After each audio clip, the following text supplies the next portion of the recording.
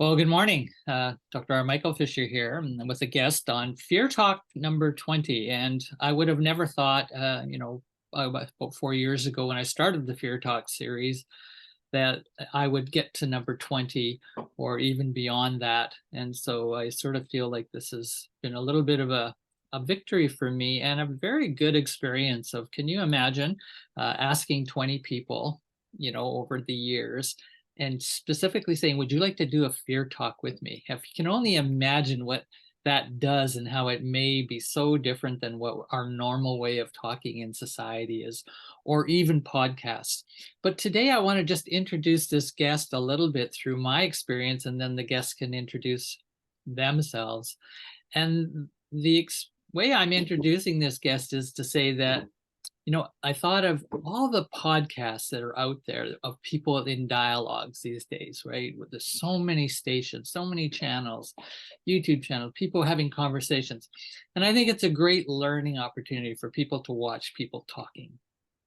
And of course, some will like, some we won't like, but I still think there's something public and democratic about it all. To actually witness that, have time to think about what people are talking about, comment on what they're talking about. Now, why I'm bringing this up is I thought, I'll bet there is no podcast ever that's been recorded between two people in dialogue where they have been in a partnership for almost 2 years doing reevaluation co-counseling, peer counseling with each other. Yes. And they're going to talk about fear as the focus of that conversation. I don't think it's happened before. What do you think, Linda? Welcome, Linda Roan. I doubt it. I've listened to some of your other podcasts, and Okay. A lot of them are kind of academic, but that's not the relationship that we have. Like we've been talking once a week for 2 years about what's real. And a lot of that has to do with fear and also fearlessness. Right. And I guess in the language of the practice that we use, which comes out of the tradition of reevaluation co-counseling, I'll put a link on that below. Later on, after I had studied reevaluation co-counseling, this peer-to-peer model of liberation work, which it's really identified as, different than just peer-to-peer support coping group. It's a healing group and a liberation practice coming from the work of Harvey Jackins.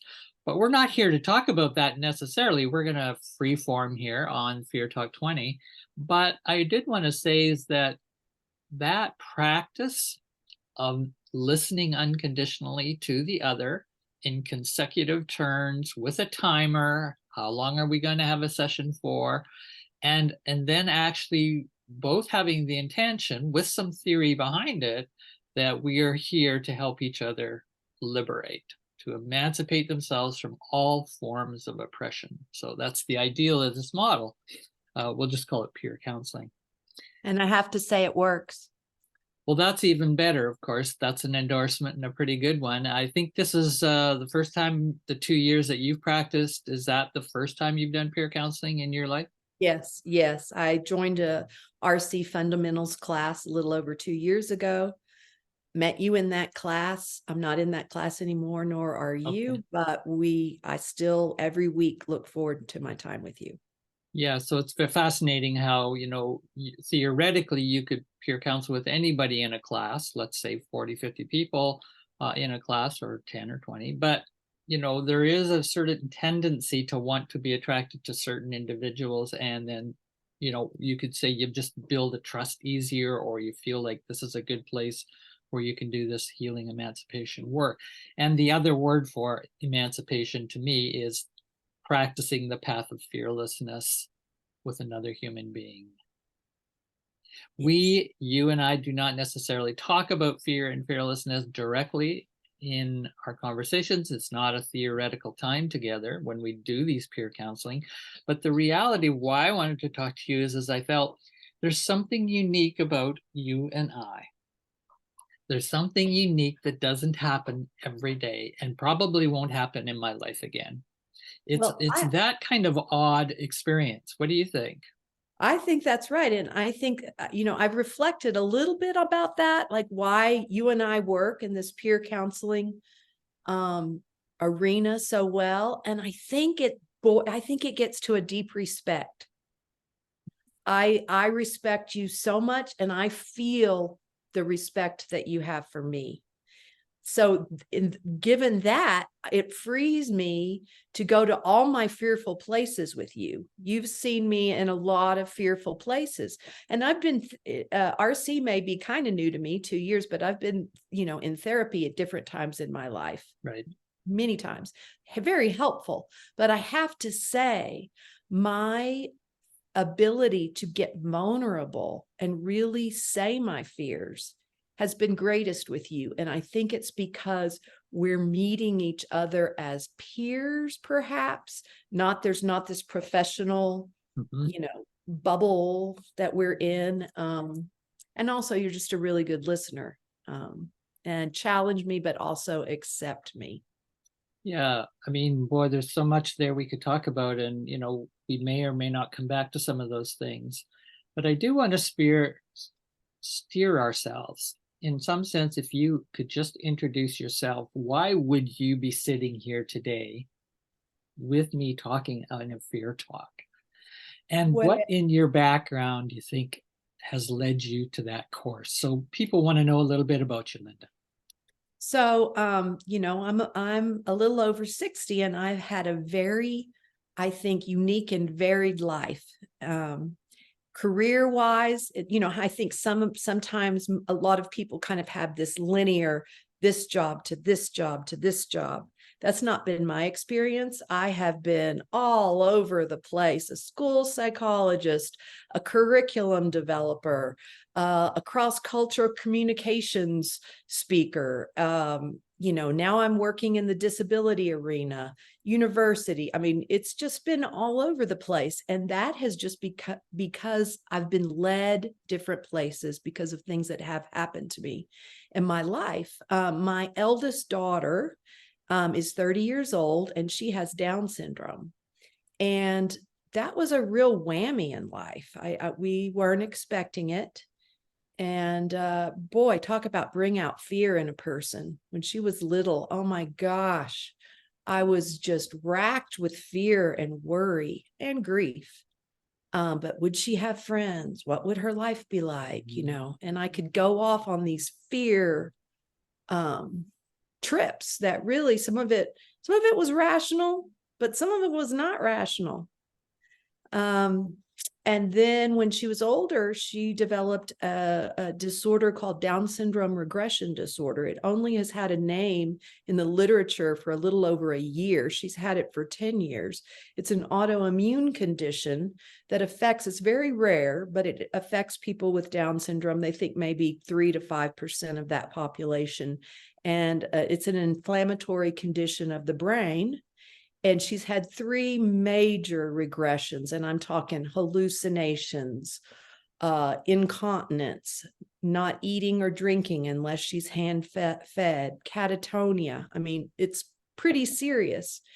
And as a consequence of that, I've had a lot of fear in my life. And I guess, I don't know, but I think you either have to kind of go there and be with that fear, which is what you and I do, and transform it in some way, or you can just go under with it. And I don't want that. And I'm not living that. So that's good. So to go under with it, another phrase would probably be, you could live a life as a victim. Yes, exactly. Now think of yourself. Here's the mom, right? Showing up, never mind who else is involved in this newborn, wonderful creation. Still a gift, still an amazing presence that's coming into your life. And they come into the life, and all of a sudden there's at some point the realization, unconsciously or not, that I'm not only coming into the world. So think of your daughter with Down syndrome, yourself now coming into the world with this new package you're literally carrying at the breast and so on. Yeah, it's a whole new identity. It is. And then you come into the world carrying this automatic victimization pattern. What is that? This is how I see it. The victimization pattern would be something like this, just sort of playing with this. based on my own experience as being someone in the margins for various reasons. But let's just come back to it. Comes into the world, you come in the world carrying this being, and immediately that being is now abnormal at some point. Recognized culturally, psychologically, relationally, politically, economically. This is not going to be an average, normal, working person for the capitalist system of conformity and being a good worker, a good, basically agent of how this whole system works of power. And so you Correct. can hear my critical aspect coming in here. And I've read and have worked myself in the field of disabilities rehabilitation practice. I have actually an MA degree in rehabilitation practice with my wife and partner. So that was our first coming into the world of care and working with.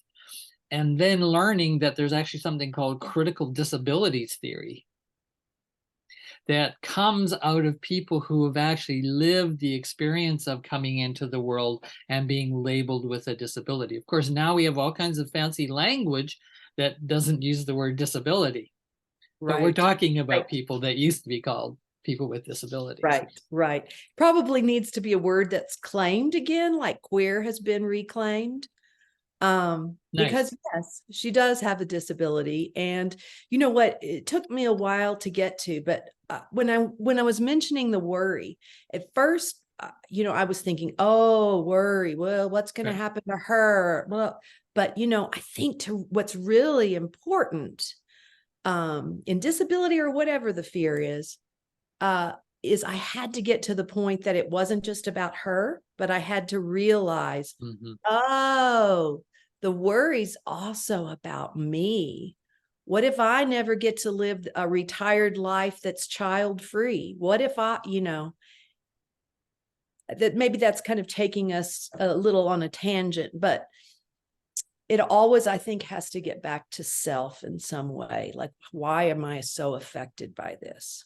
And then in this theory that we've been practicing, what I will call a theory based on fearlessness, emancipation, not just a coping with the fear structure of this world, as I said, a world that basically exploits and oppresses pretty much everybody to be victims. It's just some do much better as victims. Most of us don't do so well as victims, more or less. But what occurs to me is when you're in an oppressive society with this fear-based structure that we work with and that we're grown up into and becomes normal, is that when you don't fit the normal right from the get-go, like a person, like your daughter, is that everything turns to a threat. The moment that you don't belong in the normal, you're now a threat. You're a threat to what is defined as normal. That's what queer people are so upset about. You people think you've got the norm of the right way and way it is to be, and we're now a threat to you. Exactly. It's no surprise they call you transphobic. Yeah. I mean, I think that what you're getting to is really about all the research around in-group, out-group, right? If you're not part of my in-group, then you are out, buddy. And if we look at our society, pretty much everything is based around in-group, out-group dynamics. And so I think the question needs to become for our society is how do we enlarge that in-group so that more and more and more and more until all people are in the in-group. So that was a question. You just put a provocative educational question, right? How do we really melt down this boundary, this solid wall between in-group and out-group dynamic, which you could call xenophobic dynamic, right? This is the us and that's the other. And worldview studies, right, in cultural studies and anthropology and social psychology now on worldviews is just another kind of research. It shows if you don't have the same worldview as I do, that's ultimately a threat. Yes. So you see, But for a person with visible disabilities, visible marginalization because of their born condition, Mm-hmm. they are born as a threat in that system on Yes, multiple levels. So is this not a fear-based architecture for you, a family that they have to live? Even though you may do really well, you're still always living under threat. I You remember. realize that? Yeah. Well, sometimes it's felt that way. Yeah. I remember one time, a little story. I remember one time when my daughter went to kindergarten, my daughter with Down syndrome. She came home one day from school and she got in her little sister's crib, crawled in there and started crying. And she was going, baby, baby, they call me baby, baby. Well, I thought the amount of fear grief and fear and worry when I found her in that crib crying like that, I can't even tell you. And I think it gets to what you're talking about, because all my fear was confirmed. She was in the out group in kindergarten. They weren't playing with her. They weren't letting her in. And so I went to the kindergarten class and gave a little talk and all that kind of stuff. Mm, And had a good smiley face on, but it was excruciating that I had to do that. that's right. I had to explain to 5-year-olds why someone was different, or what that was and what was alike, because they're actually a lot more similar than they are alike.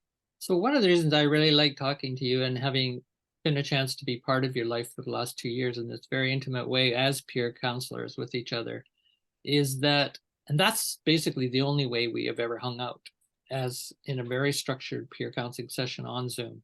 Never met Yep. in person. We don't hang around together. We don't socialize, We don't which is even all. live in the same country. Yeah, don't even live in the same country, which is also great. Canadian, American. And what are the things that really strikes me about what's so unique about your experience is that you have all the knowledge of knowing what it means to not play victim, to not want to be a victim. You're part of the human potential movement, part of even the kind of new age thinking that says, no, we have this amazing potential and optimizing. And when you hear all that language and those books and those talks of inspiration, I always say, talk to somebody who's got a child who has a visible disability. There's something else that just cuts to me right through so much sort of positivity Yeah, that I know just exactly is what you're talking not about. the It's not real. reality for so many Right. peoples. I think what you're talking about, at least to me, is something that I call spiritual bypass. A lot of people use that term. And I think a lot of the positivity stuff and reframing, which I'm a proponent of, Right, um, I think that's all a spiritual bypass. But I don't think we should throw it all out. I think right. we need to do the work like you and I do, or you do when you're in your journaling practice, or you're painting, or I do in my different walks and things that I do. We have to get with our fear. We have to live with it. We have to feel it. We have to experience it. We have to cry. It's a visceral thing. And then at that point, when we express it and cry and feel it, feel it, feel it, and don't turn our back from it, then we can bring it in. Oh, love. Oh, my goodness. We can love ourselves. There's all the talk about self-compassion. Well, it's only compassionate. It's only true and real when we actually get to those hard things. Mhm. Um, so I think that changing, that reframing, the going to the positive, some people might call it go to love. You call it go to fearlessness. Can only happen when we really sit with what's hard about others and ourselves. Sometimes I think the victim mode might just look at the other, but we have to also look at ourselves. Yeah, for sure, for sure, for sure. What's worked for you in terms of sitting with the hard stuff, and then some transformation, some times that you've really felt a shift? think that's what we're talking about For sure. how do you get to the shift? Yeah, so I use a couple different strategies, obviously, a diverse set, but luckily, and I would say foundationally, and this is maybe says a lot about me and my orientation to the world, is that I'm kind of a person who says, yeah, you can trust your experience to a certain degree. There's a lot of trust yourself, trust your experience. You know the reality. You are the cosmos, and you already know everything. And I go, yeah, no, no, no, yeah. There's so much chance for distortion in knowing thyself. And Exactly. and sorry, it's just there's too much information, there's too much experience that shows we can distort ourselves in very fundamental ways of perceiving the world and ourselves. We don't know parts of ourselves. Why? Because we have an unconscious. We have a place that we are not actually, so the best you can know is know that you don't know. Exactly. Exactly. I remember in undergrad, when I was in undergrad, in a communications class, I've never forgot it. I've forgotten most things from undergrad, but never this. There was this little diagram, and it was called Johari's window. And it was the things that we know. One quadrant was the things we know about ourselves that no one else knows. And then it was the things we know about ourselves that everybody else knows. And then the bottom first quadrant was things that other people know about us that we don't know ourselves. Nice. And then the last quadrant was things we don't know about ourselves and that other people don't know either. Wonderful. And yeah, I mean, I think about that quad. And in fact, sometimes I want to ask people, so what do you think you know about me that I might not realize? Because that's an important thing to know. So this just, this is me. Really, when you asked me the question, how do you kind of manage and do the transformation work? Where I was really going with was I go with theory. Ah, I go interesting. with theory in some sense that I actually trust more than my experience. Interesting. In some sense. That's not totally true, but it is fundamentally a strategy of theory to practice, back to theory, back to practice. Living, experiencing, theorizing, generalizing, and from those rules, principles, whatever we might call them, theory, that I then can correct and change my experience. And I also can correct and change the theory. So in my work, I call it a fear praxis. What is your fear praxis? And so most people, they don't really want to know what a fear praxis is. They want to know, how do I manage, cope, dominate, master fear?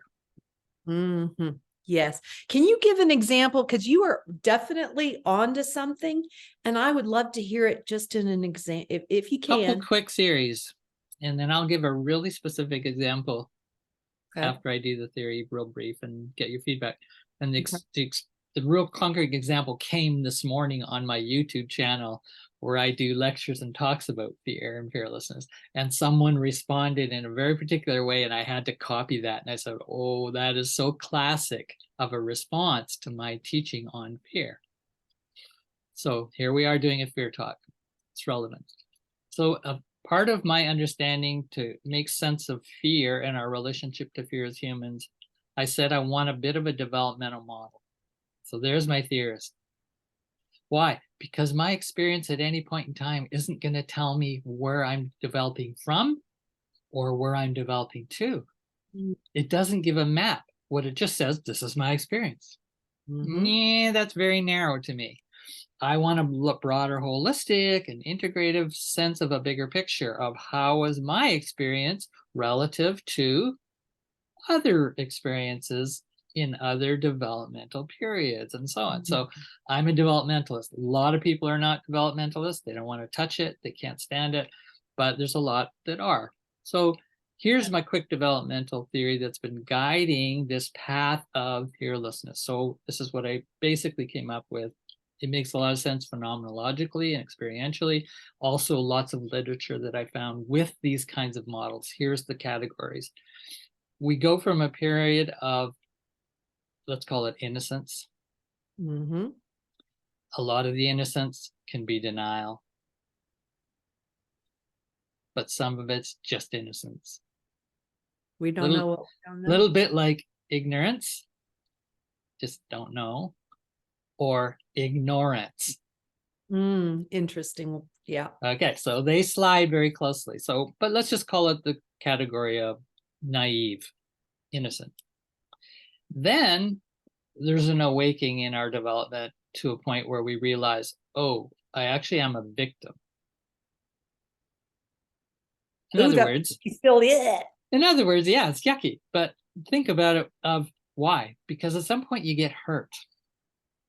And you don't just get hurt, you get hurt and weren't allowed to heal the hurt because of systematic controlling devices. The simple one, don't cry or I'll give you something to cry about. Yeah. You actually are threatened for attempting to heal and use your natural healers, right? So this is part of the peer counseling theory that we use as well. But other theories have this in too. So the naive stage, eventually, if you're hurt enough and you, for various reasons, probably mostly a mystery, you just start becoming less naive. And you start to feel like you're a bit of a victim in the world, or a lot of a victim in the world. Sorry. Sometimes people get raped, which is so deeply damaging to a core self part of their integrity that has been undermined and scarred in a very, very deep way. There's many other kinds of oppressions, as we know. But that would just be one example. So then in this space of the victim awakened in a way, at least partially awakened, you then move to, in rehabilitation or therapy or just your own knowing that you don't want to stay just a victim, you start to become a survivor. And the survivor is the one that goes to the meetings and talks to other people who are still victims, or some are still in denial and naive, but they're still addicting and they're not healthy lives. Their lives are unmanageable. You think of the AA model, you can hear me sort of arcing here. But then you come to a survivor and then you want to help others. And you also want to rescue the victims. And so you get a lot of people are still in those categories of sort of, that's how they build their world and their identity, even unconsciously. And then the next one that's appeared, and we see it more, it's been around forever probably, but we're starting to see books on how to thrive. Yeah, I knew that word was coming. Yes. Yeah, you would. Yeah. Yeah. And then once you sort of get to the thriver, so at this point, in all of those kinds of, I'm not particularly enthused about any of them. So I'm just giving you a quick generalization. I go, okay, yeah, okay. Linear. It's just sort of ends there. And most of the thrivers are people who are very well off.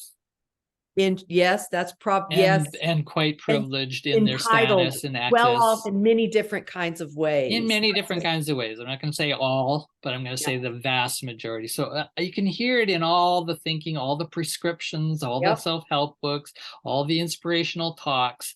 They're still basically people who have now come to the upper middle class of society, more or less in status and power and so on. Access. All right. So again, you can hear my critical theorist here criticizing still all of that. Not saying it's all bad. I'm glad it's happening. You get to thrive. Still in group, out group. But the map's not there. The theory is not there. So I'll end my little thing that the map still goes on. Yeah. And that's what I call the post, adult, the post thriver. And that's where you get to what I put in my model, three sections more that I have found in my research. There's something I call fearless, fear-less. And the thriver is very much like that. They want to live fearless. Have less fear constantly, live from a different motivation. And then the next one, as I say, then there's a big gap. There's a big gap. And the theory says that's where you move to fearlessness. And the next gap after that, there's even a gap, and that's to fearless. Do you think nine anyone stages. ever gotten there? Yeah, there's examples, and they're in my book, in my work. You can see that kind of thing. And so I do arc out a map, and that's really the point of this conversation. I'm not here to try and arc out that map. It would take quite a while to unfold. But the idea is I use that theory and map to help me make discernments of where I'm probably coming from and where I analyze where other people are coming from, whether it's someone who writes a book on education about emotions for children.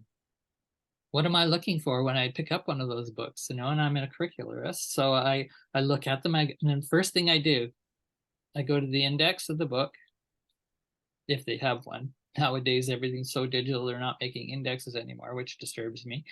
Another issue, pet peeve, pet peeve.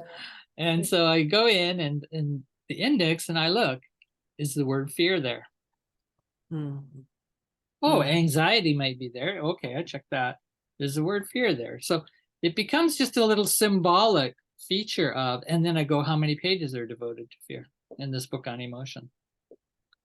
Oh, Here's kind of the basis. This is not you and me. It's a proven fact. Fear is kind of the basis for all human emotion that doesn't feel good, that doesn't,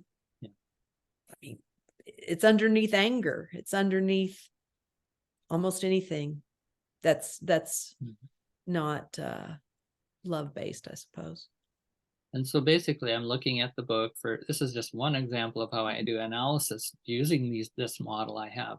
I will actually be able to figure out if that author is more or less talking from and to an audience of naive victims, survivors, thrivers, or are they talking to fearlessness and fearless? What developmental levels, what perspective are they promoting?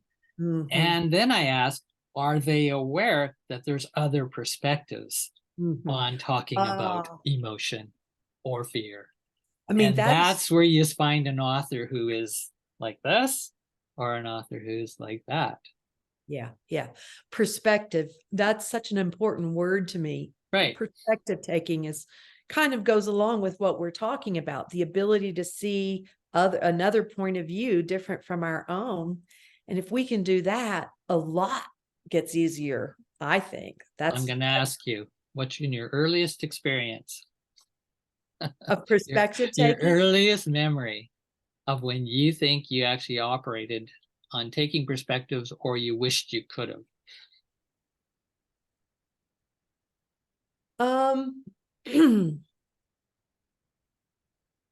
That's a really good question. Earliest memory, a lot is popping up. I don't know if it's the earliest, but I remember being friends with a lot of different types of people in grade school and middle school, and having a realization at a very young age that our backgrounds were different. I was from a middle class family, track home kind of a thing. And I had friends economically above me and economically under me, different. I even knew in like 6th grade that one of my friends was gay. And there was a perspective that people are different, and that's a good thing. And I think I got that from my mother. I have this memory of my mom one time right before school began for the year. I was little, and we went to this house that was just falling down, and there was a mom in there with like 6 kids, and I was scared to death. It was dirty, and it was, whoa, freaked me. I've been to one of those homes when I was in grade 6. Yeah. And my mom scurried me away, go play. I'm going to talk to this mom. And I remember that the mom asked my mother if she wanted coffee. It was the afternoon. My mom said, sure, yes. My mother had coffee. She never had coffee in the afternoon.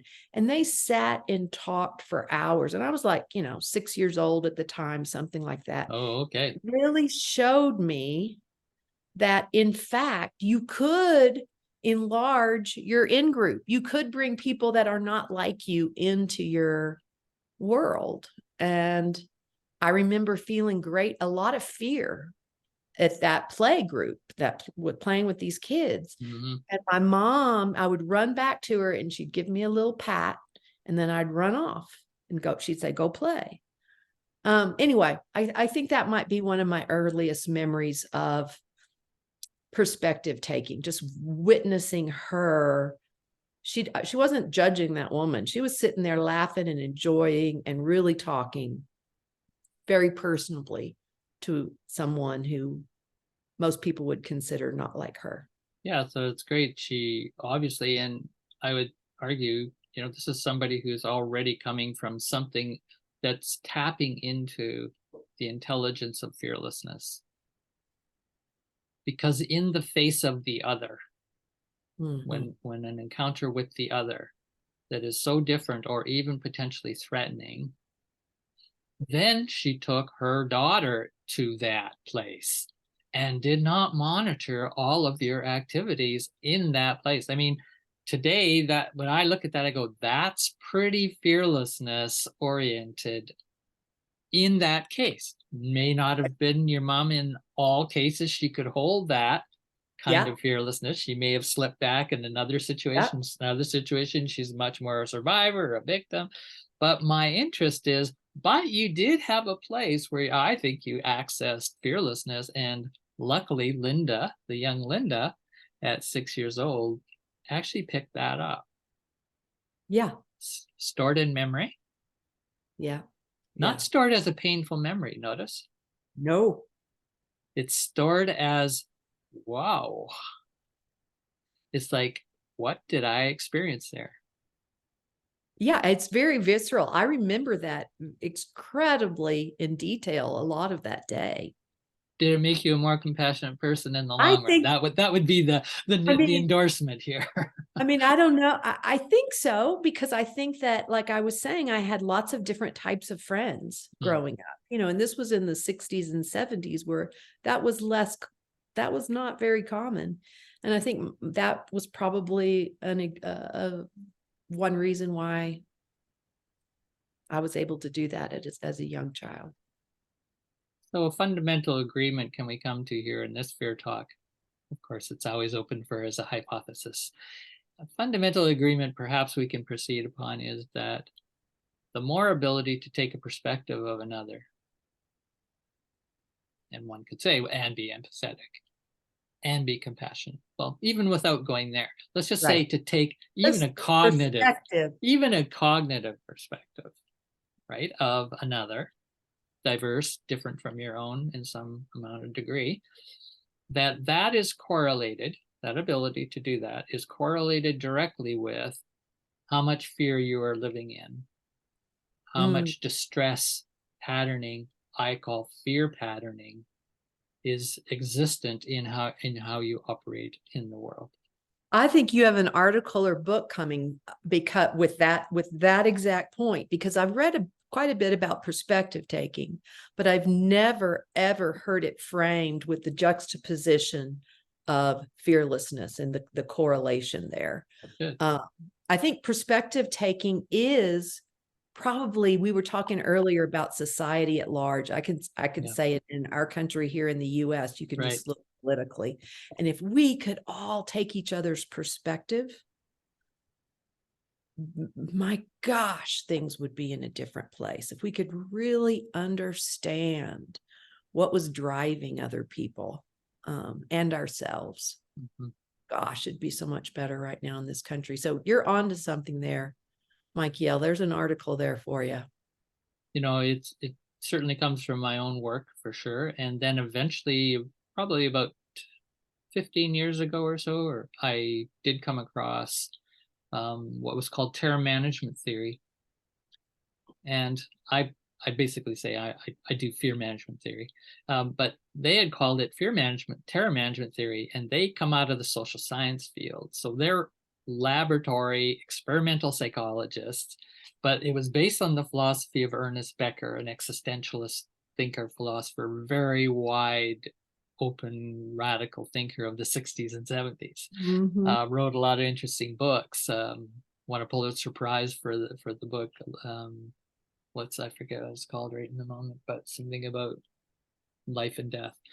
So great existentialist, but they said, well, can we put his theories into practice and do lab tests to see if people really do respond this way? In other words, they were looking at people's cultural worldview connected to their self-esteem rating for themselves. Cultural worldview, Interesting. self-esteem. And when the cultural worldview is threatened in any way by another worldview, their self-esteem drops, feels threatened. And then what they do, their reaction is to embrace the in-group Mm. even more, Yes, yes. to Oh my get God. belonging and to get self-esteem increase that goes above and beyond their belief system that They is have to now narrow fragile. down even more, really latch on. Yes, exactly. Terror management theory. So go into that. Can I go into this really practical experience with a part somebody who emailed me today? I Sure, think it's sure. related to perspective taking, and it's also hits a lot of my pet peeves about trying to teach fear education, what I call. And it also hits really universal kinds of patterns that are in the society. I've had this experience so many times, but this one was so clear cut. Without going in what my video was about, but it was about a teaching that I did on my YouTube channel. And at one point I made a comment in the comment box below the video that, because I had a response from a colleague I know and actually respect, to clinical psychologists and so on. And they made some comment about, they didn't particularly like my viewpoint. And it was about Jordan Peterson and his psychology and philosophy and Mm. his big stage now in court battles and so on. Another story. And I was challenging all of that. And this friend of mine did not like me challenging his hero, basically. Ah, Didn't go over well, but that's okay. You know, we don't yeah. agree on some things. But then I made a comment that my colleague had used the word Jordan Peterson as fearless. And of Mm. course, you can just hear after my talk with you today, when I hear that word, I go, what do you mean by that? Yeah, yeah, Why do I yeah, say that? Because of this spectrum of development that I just arced out. yeah, And that yeah. I've very carefully arced out an argument, not saying it's all true and right and proven, it's not, but it's a model that says fearless, when we use it, ought to be used very, very carefully, Mm-hmm. Mm-hmm. which is very different than bravado and super courage or whatever we might call it, Confidence. It's hyper not. masculine Yeah. confidence, No. chauvinism, whatever. Yeah. Anyway, so I just put in my comment is that I felt like my colleague used this word fearless for Jordan Peterson, and I said I would question that. And I sort of said a few things. This person, who is also a Jordan Peterson fan, then came on and challenged me back and said, this colleague's use of fearless in their response comment is what my video precisely points to is imprecise. Oh, that's what I said. So Mm-hmm. that was my comment. Is Mm-hmm. imprecise as most people use it. So that's where the hard study comes in, I wrote. So you can hear a little bit Yeah. academic, I can sound Yeah. Yeah. elitist, and I don't want to sound elitist, but I'm an educator. I'm also saying, yeah, but whoa. We You're need a to theorist. You're a question. theorist. We also need to question that. Anyway, and they basically came back, this person, and said, what is the problem with being fearless? We have nothing to fear except fear itself. Oh, We're only to fear God, not man. Exclamation mark. that goes back to, without, Comment. degrading your friend, that goes back to what we were talking earlier, about how if you're entitled, it's very easy to go, well, that he's fearless. Oh, really? Don't. Mm-mm. And there's something you can read, you can feel it in the comment that was threatened. There was a feeling of being threatened there. That's So good. That's what I maybe want to that hear. can be a cue for all of us. When we feel some threat, we really need to look at it. So my comment comes back. No, I'm the educator here. I'm not trying to build political, you know, dialogue and win points and get lots of viewers because I'm, radical and I call people down and use all kinds of abusive language, then you get a lot of hits on YouTube. If you just are a nice person, you don't really get a lot of hits. So, and especially if you're an educator, it's even worse, you know. People don't want to be educated. Oh, don't they? Well, I think they do, but do they act like they do? No. They want to express opinions, Yeah, yeah, they want to be heard. want to be heard. So I realized that this person wants to be heard. I'm trying to be compassionate as an educator, but I also am not going to stop educating, and I'm not going to Right. stop You're not going to challenging. acquiesce. Yep. So it's a fine line. I've had to learn a lot of lessons the hard way in pushing my fear education work for now 34 years. I have a lot of experience with a lot of people trying to do fear talks and doesn't go well. So that's one of the reasons I started a FearTalk series where I could sort of invite people who are sort of a little bit on my page, Yeah. you know, so we can actually get somewhere and not just end up like this, exclamation mark. Yeah. All caps. Well, that last line basically says we're only to fear God, not man. Well, we know where that comes from. That is basic Christian Middle Eastern religions doctrine. That's exactly, they are all the same, whether it's Muslim, you know, Hinduism, right. or I'm not Hindu, but you know, the Muslim tradition and religion speaks the same way as the Abrahamics. The Jewish has the same, and the Christian has the same. I study this stuff. Yep. I go and look at how they talk about fear. Yep. And that's what they all say. Yep. So this person, you know, is articulating a very fixed, pre-given, pre-authoritarian model of worldview and comfort, security. Ending it with an exclamation mark is basically like ending it with a sword stuck in the ground. And what does it say to me as an educator? Because they did actually ask a question earlier and they want to sort of have a conversation with me, but not really. They want to just say, did you listen to the video on Jordan Peterson? He's so wonderful. You know, and I go, okay. Don't touch people's heroes and sheroes, right? It's like, you know, you're not going to get far, especially when you're not their hero or shero. So, but I still felt the need to respond, and I want to respond in an educational way from a fearlessness perspective. So let's see how I do. You get to analyze me here. Okay. As well as the viewers. They can put their comments. Maybe they can put their comments. Exactly. Oh, yes. So I respond, I hear you have made up your mind on this. My first line. Yes. What am I doing there? Well, I think you're doing a lot of things, not just one thing. I think that you are, by starting out with I hear you, I think that's typically a really comforting, that's a good place to begin. I hear you. Because that's what we all want, is to be understood, to be heard, for our perspective to be acknowledged. But then you didn't agree. It was very clear you didn't agree. You just said your own truth. Say that exact second part. I hear you have made up your mind on this. You have made up your mind on this. On this. On this, right. I didn't say just you made up your mind. Right. On this. Right. So I'm looking for a little squeak crack. Well, maybe you haven't made up your mind on something else. Maybe that's where we'll be able to talk. Would it be fair to say, I'm wondering from his perspective, would it be fair to say you've made up your mind too? For me to say that? I wouldn't do that. I know you wouldn't, but I'm wondering that's where I think for all of us, not you, but for all of us, is knowing when we're in a belief ourselves. And we have to be, right. I don't believe the whole thing that, well, everything's relative. No, I do believe that actually there is some right and wrong in this world. It's a lot less than what people think. Good point. But I think that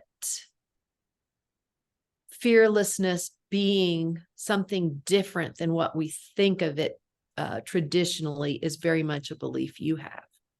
That's very true. It's like a pretty strong theoretical, philosophical orientation I have.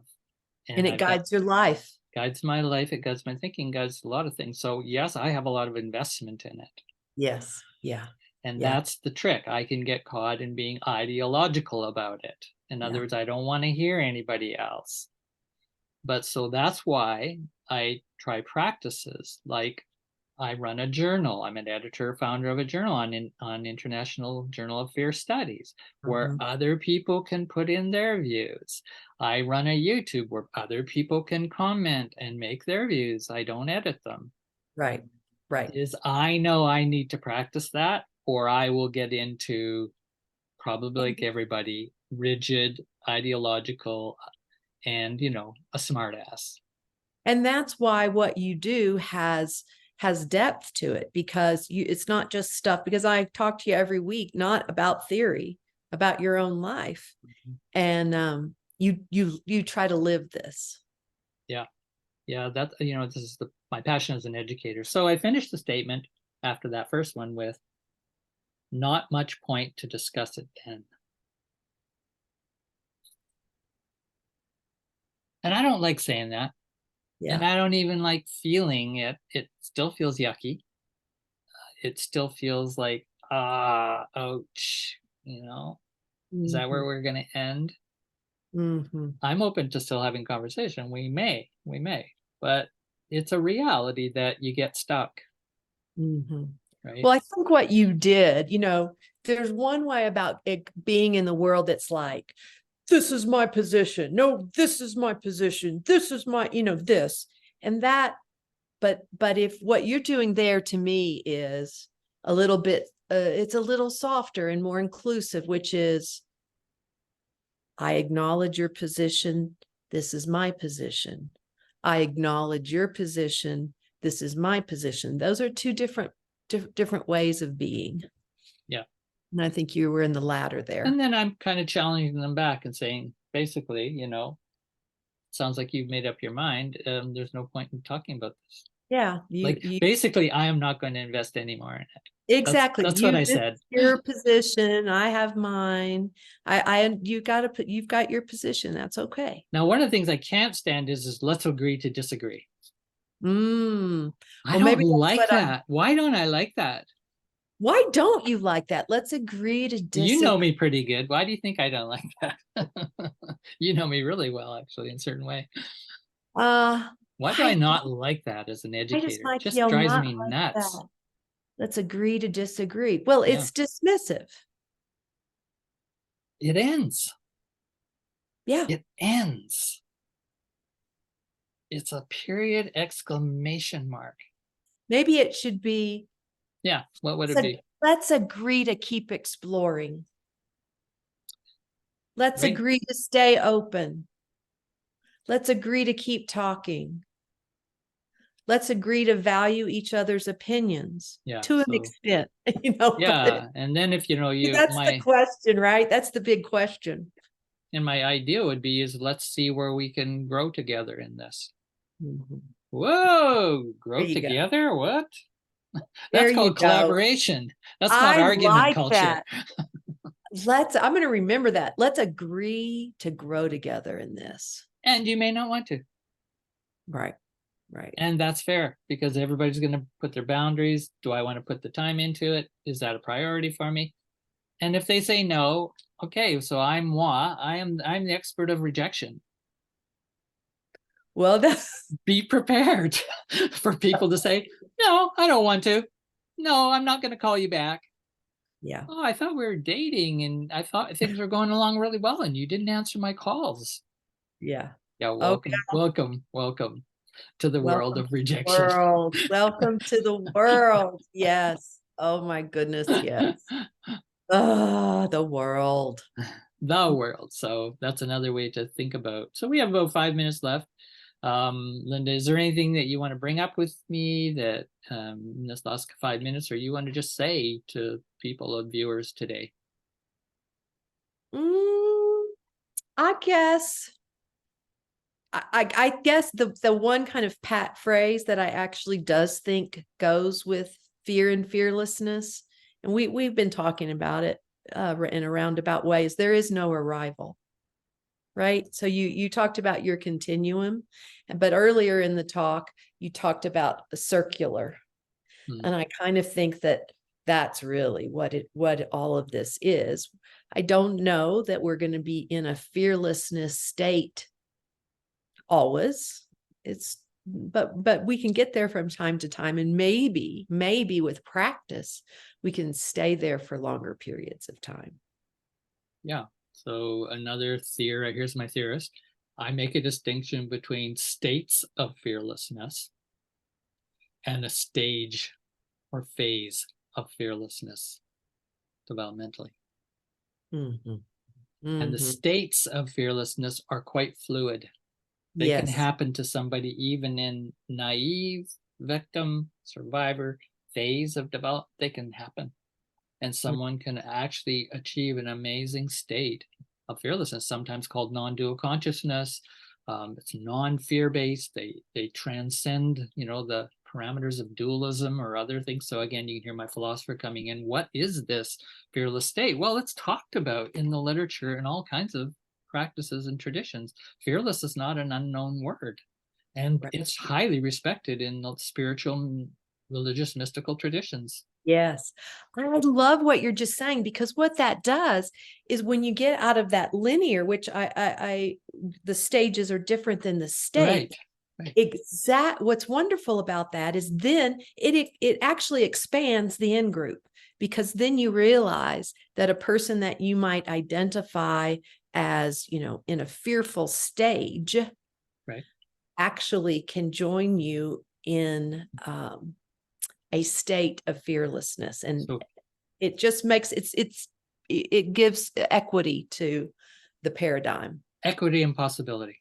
Yeah. Yeah. Right. So phases or stages should never become rigid. And that's why I like the state theory that goes with stage theory. And we need both. And that's not often the case. I have my own favorite theorists I've used to find that. And Ken Wilber is one of the integral philosophers who has developed that the most. Ken Wilber. I'll put Which one of your books? I want to read. Which one of your books? Well, one of my books, I'll just quickly pull it out in the last minute, is this is really the one that I arc out those theories. Yeah. Okay. Yeah. I go into great detail. You've got a chapter on him in there, and you go into that quite a bit. I go into integral theory, right? A critical integral theory of fear management. Okay. I wasn't interested in just the fear theories that I see. I don't think they're adequate at all. I think they're very incomplete. And so I'm trying to take fear theory, right? A fear theory or fear management theory education. I'm trying to take it to that fearlessness perspective, rather than crafted from a thriver, survivor, or even a victim perspective, which most all of them are. Yeah. That's what I'm trying to do. Thanks for pulling that out of me at the last minute. Boy, that was nice. Well, a delight working with you today. What is your experience of doing the Fear Talk number 20 with me? It's a lot. It's been fun. I've had a good time just talking. I was a little nervous when I came in, because I was like, what am I gonna, I'm not an expert on fearlessness by any stretch. But I had a good time. So thank you. I learned something too. Yeah. So good time and learning something. And so for me, what I get out of it is just, again, the comfort of working with you, someone who has such a deep mutual respect with me that I can feel, in a sense, safe. And so you see, I have a victim part in me too, that I'm looking around my shoulders. Is this safe? Can I say certain things with certain people? And, in a Fear Talk, I don't always have that relationship with who I'm with. So the moral of the story now for me in an action, not just theory, because I can be a good theorist, my action is to see if I can invite this person on my YouTube video who's commenting on fear and invite them to Fear Talk 21. I love it. I love it. Now that's fearlessness. I love it. And my takeaway, my action is going to be to start noticing states in myself. I think that could be a really important part of awareness and transformation, is noticing the states you laid out. Thank you very much for this today, Linda. Thank you. Talk to Bye-bye. you